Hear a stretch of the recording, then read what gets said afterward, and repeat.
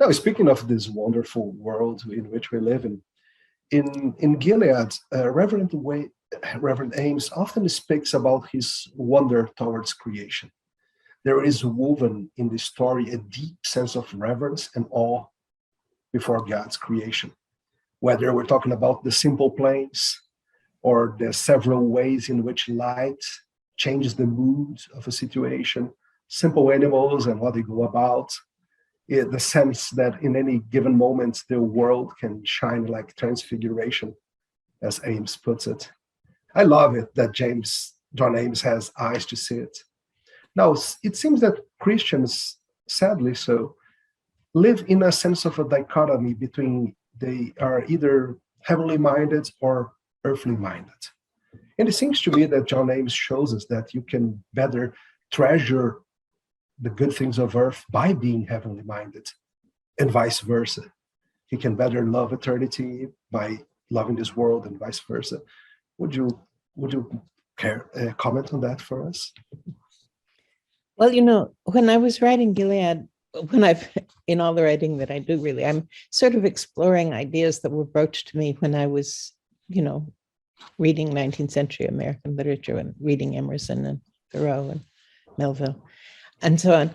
And they're very much influenced by a kind of religious thought that assumed that experience addresses everyone, anyone, continuously, you know, so that there is a sort of presence of God in whatever you perceive, whatever, you know. I think that, I mean, that's a very beautiful idea.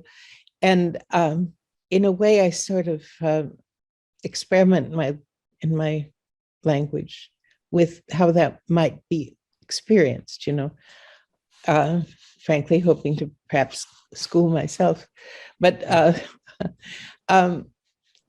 the idea of perception as being something that is a great gift, you know, that really does root you in an essentially sacred experience, an essentially sacred reality. You know, that's an idea that I feel in all those writers that I admire and that I give John Ames. Yes, he's very good at it. And if you don't mind me saying it, not only consideration is about the beauty of the world itself, but the very beauty of a well-phrased sentence, a memorable paragraph that evokes in the reader's heart this very sense of reverence and awe. A well-put sentence really helps us see what has been in front of us all the time, and yet we had not noticed. So I thank you for that. True. And that's another reason for reading, certainly a great reason for reading. You know, it really opens the senses if you're reading good writers, you know. Yes, that's true. Many sentences can become the way our mind translates what we're seeing, and they go with us for years and years. Sometimes yes. we as readers remember sentences we read decades ago, and they yes. bring sense to today's. That's great.